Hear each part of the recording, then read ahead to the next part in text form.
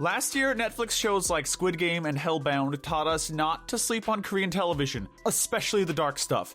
That's why we were all so excited to sink our teeth into All of Us Are Dead. No one is their best self during high school, nor a zombie apocalypse, but when people start showing their true colors, some are more flattering than others. Hi, I'm Kifinosi from Wicked Binge, and today we'll be ranking the students of Hyosan High from good to evil. Before we start ranking, we need to lay down just a couple of ground rules. For this list, we'll be breaking the students up into 3 tiers: the good, the gray, and the bad to evil. Of course, we'll be focusing on their pre-zombie actions where applicable, though you'll see a few notable exceptions made. Finally, this should go without saying, but there is a huge spoiler warning in effect, so carry on at your own risk. First up, we have the good tier. This is filled with characters who show outstanding moral fortitude in the face of, well, zombies. Winning the gold medal of good is class president Nam-Ra. She's top of the class, so it should be no surprise that she studied hard enough to come in top of our list as well. Nam-Ra is not a flawless character by any means, but we think she makes exceptional strides toward overcoming her weaknesses on the show. When it starts out, she's antisocial, self-involved, and preoccupied with little more than meeting her mother's absurd expectations. She doesn't offer to help out or seem concerned, even as the world begins crumbling around her. It's not just that she's shy either. When Soo-hyuk tries to engage her in conversation,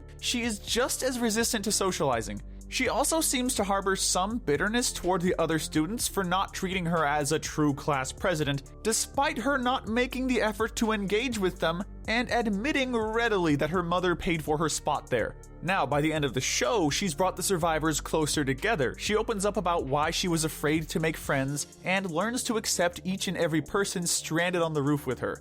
This is all an impressive amount of growth for a few days' time, but we're saving the best for last. Whereas most students turn into monsters after being infected with the Jonas virus, Nam-Ra falls just short of being a superhero. She uses her half-bee powers for good to let her friends know when the other zombies might be weakest and easiest to evade. She also uses her strength to fight off the other Walking Dead that are attacking. All of this happens while she is starving and having to fight the urge to eat all of her tasty classmates. While the decision to stay in the ruins of Hyosan might be mostly about her own self-preservation, she uses that time to clear out the rest of the zombies who could pose a threat to society if allowed to live. The silver medal of good goes to Soo-hyuk. There are a few small complaints we could make about Soo-hyuk, one being his general disregard for Onjo's feelings. Overall, however, we think that he does a great job of playing the hero without ever crossing over into the asshole jock stereotype. As a matter of fact, he's often the one defending someone that the rest of the group sees as a liability. He never balks at putting his life at risk for the group and goes above and beyond for his crush, Nam-Ra, even once she's been bitten. Though we know he used to hang out with the bullies running the school, he makes it clear that those days are behind him. He even stands up to his former friends when he sees them continuing to be cruel. The bronze medal of good is awarded to Onjo. We'll admit, she is slow on the uptake when it comes to the danger they're in. She also has a few, admittedly well-justified, meltdowns along the way. However, Onjo ends up becoming exactly the kind of person you'd want to have around in a zombie-related emergency. She's decisive, caring, and knows what to do in a crisis. While she doesn't have Nam-Ra's book smarts, she proves herself to be a good leader. Her biggest downfall as a survivalist is how hard she takes the deaths of her friends and family. While it does put the team at greater risk on a couple occasions, we do think it's justified from a moral perspective, perhaps even enough to earn her some good points. It shows she cares. Following her is Chong-san. It's hard to dock him points for being a teenage boy. There are obviously times where he doesn't know how to handle his feelings, let alone the feelings of a girl. As a result, he can come across as uncaring or cold. We can forgive him for all that, but it's harder to forgive the pettiness that this starts between him and Soo-hyuk. Whether it's cowardice or jealousy that compels him to leave his friend behind, we may never know. But that's hardly the last of the sparks between these two, who spend much of the series butting heads. He can also be rather hypocritical, especially when it comes to Onjo. He won't take the same comfort from her that he expects her to take from him. He also doesn't like to see nor hear of her taking risks, something which he is also prone to do. The last sacrifice he makes ends up costing him everything, but leads to the survival of the entire group. The fact that he's able to go about it in such a mature way, leaving Anjo with a proper goodbye, says a lot about how much he's grown as a character. Next is Dae-soo. Dae-soo is such a wholesome member of the group. To cast him solely in the role of comic relief would be to do him a disservice, but it's hard to deny that he's often the most lighthearted of his friends. Whether it's suggesting they go to the bathroom out the window or singing a song to lift everyone's spirits, most of the smiles of the show trace back to Dae-soo. All this, and he's still brave. He's never afraid nor reluctant to put his strength to the test in order to protect his friends. Speaking of people who are just helpful, the next slot goes to Min Jae. He is an unsung hero of the show. This member of the archery team is not only a good shot, but he's loyal. When his friend goes on a mission to save her brother, he accompanies her without second-guessing her at every turn. He shows his constant trust in her and does his best to make sure that the people with them survive. Next up is Jun Seong. Though he may have given a lot of grief to his peers, he knew when the time was right to throw himself in front of the zombies to save them. For this sacrifice alone, we feel justified in putting him in the good tier. Following him is Jun Young. He makes the good tier for an act of self-sacrifice as well, albeit more begrudgingly. Though he blends into the woodwork more than his peers for being quiet and reflective, we've also seen he's willing to take an active role in their survival. When the time does come for him to sacrifice himself, he doesn't really hesitate. Rounding out the tier is the show's coolest character, Jang Ha-ri. While going back for a family may be a common theme in the show, it's something we still believe Ha-ri should get credit for. She's also able to save a few of her peers with her bow and arrow along the way. She doesn't always seem to care if they follow her or stay safe, but that's part of what makes her so effective at what she does. We get to see her soft side develop too, and by the end of the show, she's learned how to comfort members of the group who are experiencing loss, even when they're near strangers.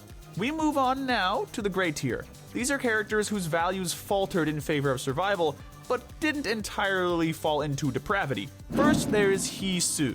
Talk about rough luck. This secretly pregnant teenager gives birth on the day that the zombie apocalypse hits.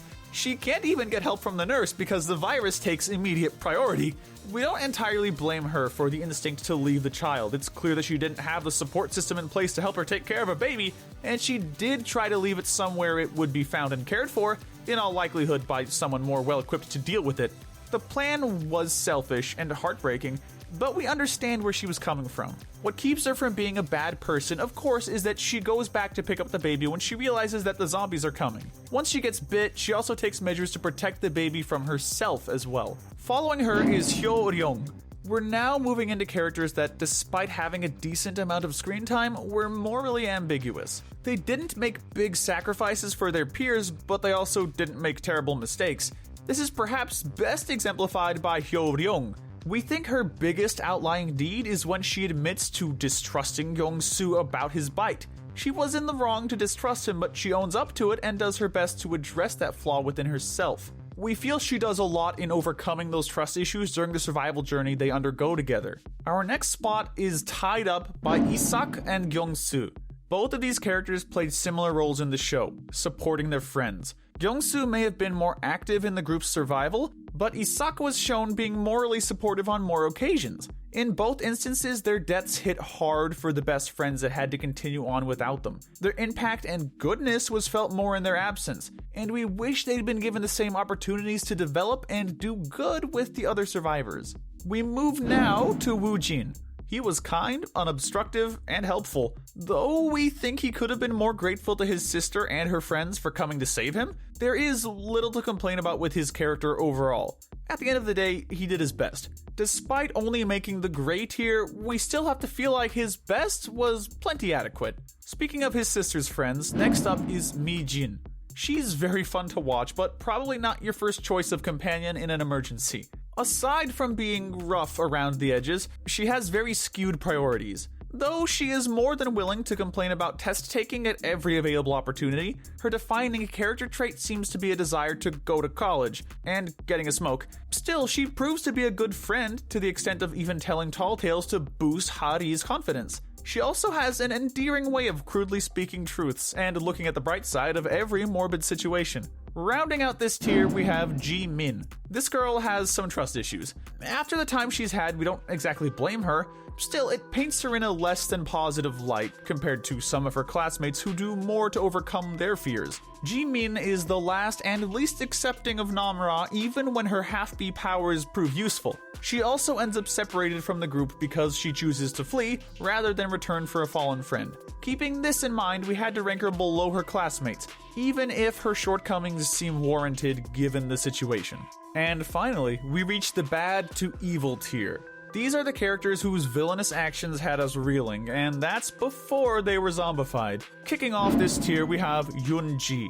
We're a little surprised that this didn't turn into a full-blown revenge subplot with Yoonji. She is the victim of merciless bullying while alive. She actually gets bit trying to destroy the phone of her bully so that a naked video of her isn't uploaded to the internet. At that point, Yoonji is already contemplating suicide. It would have been a quick, relatively painless death had she followed through and jumped, but she decided instead to try and spare her mother the pain of seeing her abuse at school.